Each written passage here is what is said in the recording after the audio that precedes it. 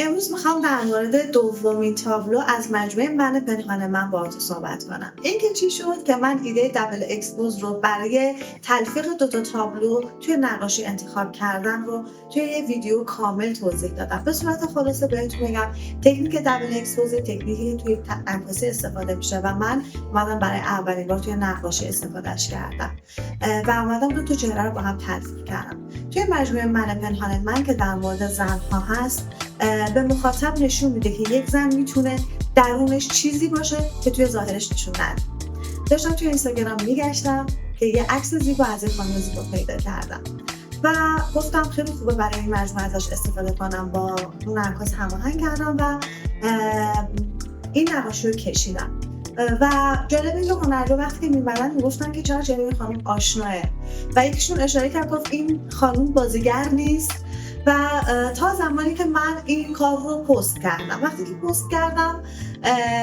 فهمیدم که این چهره خانم ریحانه رضی یکی از بازیگران معروف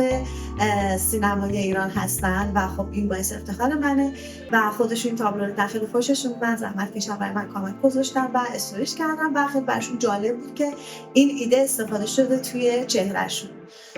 این کار توی نمایشگاه تهران، نمایشگاهی که ما در واقع دی ماه 1404 برگزار کردیم به نمایش گذاشته شد و جزو 10 اثر برگزیده این نمایشگاه انتخاب شد. این تابلو با تکنیک رنگ روغن اجرا شده و بک‌گراند تابلو از برق طلا استفاده شده که این برق طلا بعداً با تکنیک پتینه محو شدن. تکنیک دبل اکسپوز توی این تابلو به این صورت اجرا شده که اول چهره به صورت کامل کشیده شده و بعدا با تکنیک گلیز چهره دوم جوری اضافه شده که به چهره اول آسیب نزنه، یعنی مخاطب توی نگاه اول یه دونه چهره خانم با یک در واقع فرم سیاستمدار و مستبد رو می‌بینه و بعدا وقتی کنجکاوی میکنه می‌بینه که انگار یه چشم ابروی دیگه و یک سر پایین و یک دستایی که داره موهاشو میبافه توی چهره وجود داره و در واقع توی نمایشگاه اکثرا جذب این تابلو شده بودن و داشتن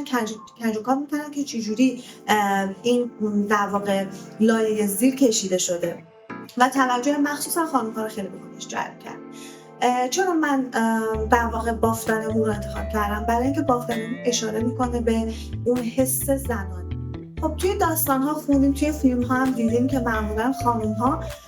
سیاستمدارای خیلی خوب بودن ولی توی ظاهر خیلی نشون نمیداده، یعنی توی ظاهر خانم ها نبودن و بک‌گراند و پشت صحنه در واقع کار رو انجام میدادن و خب این تاج اشاره به اون در واقع شخصیت خانم ها میکنه که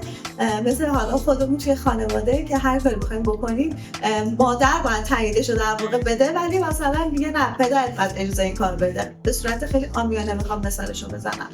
و به خاطر همین من این چهره با این لباس درباری و این تاج رو انتخاب کردم. اگر بخواید اطلاعات بیشتری در مورد این تابلو و در مورد نمایشگاهی که این تابلو در شرکت کرده داشته باشید به وبسایت ما مراجعه کنید و روی لینک این اثر بزنید.